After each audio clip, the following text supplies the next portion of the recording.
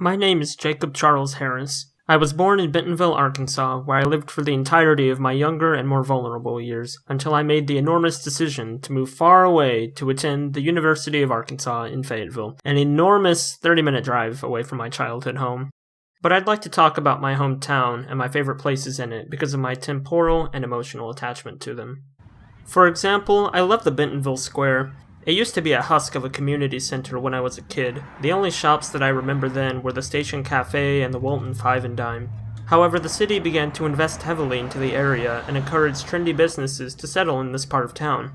And they did. Now we have a bike shop and an animation studio and a soda fountain and a restaurant that translates to table. As our town's economy has grown due to large business influx, the number of attractions has risen. A trend that's encouraged many people to move here from across the nation and even the world. I love what the square represents in my hometown and what it shows for the future of Bentonville.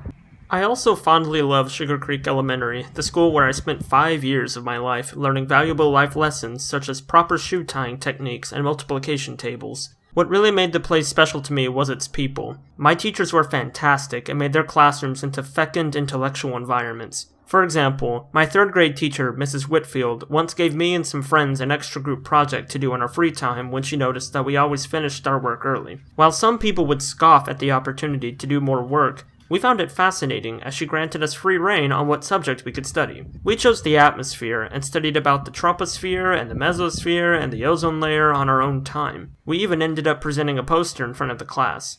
I'm also appreciative of Mrs. Stringfield, my gifted and talented program teacher, who helped grow my love of learning by having my class act as a family of Oregon Trail pioneers for a semester. We wrote in handmade journals about our daunting traveling experiences. Luckily, none of us died of dysentery, I think. This place and its faculty made me into who I am as a student. If it wasn't for my teachers' passion and commitment to my education, there's no chance that I would have been given the chance to study abroad in Europe. And of course, I love Crystal Bridges because seriously, how many small towns can lay claim to having an impressive collection of landscapes and portraits and, this thing in their backyard? The architecture is clean yet buoyant with its curved wooden beams and glass walls. There are so many works that I have to see every time I meander through its galleries, like this impressive picture of Brooklyn on a winter's day. By today's standards, it's not the vibrant, bustling New York borough that we know. Before its time, I'm sure that this level of activity wouldn't have been considered quaint either. These waves, pictured with the shoreline intentionally out of frame, envelop the viewer into the icy blue hues of the ocean. I can always feel the harsh rush of cold spray when I stand in front of it, even though the only experience I have with the ocean is that of tropical beaches.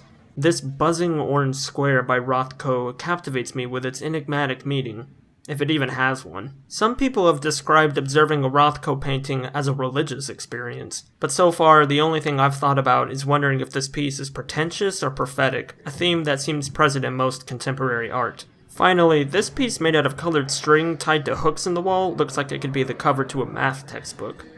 There are other things and places in Bentonville that I could talk about, like the graffiti-ridden drainage tunnel that looks like a passage to another world, or the popular sushi restaurant right next to the popular coffee place, or the buckyball, but what I get most out of this town is not its individual locations. All of these places coalesce to form a vibrant town that's greater than the sum of its parts. They form a place that's filled with people that I've known for my whole life and strangers that I might meet for the first time. It's a top-down approach that lends itself to the creation, in my mind, of what I call home.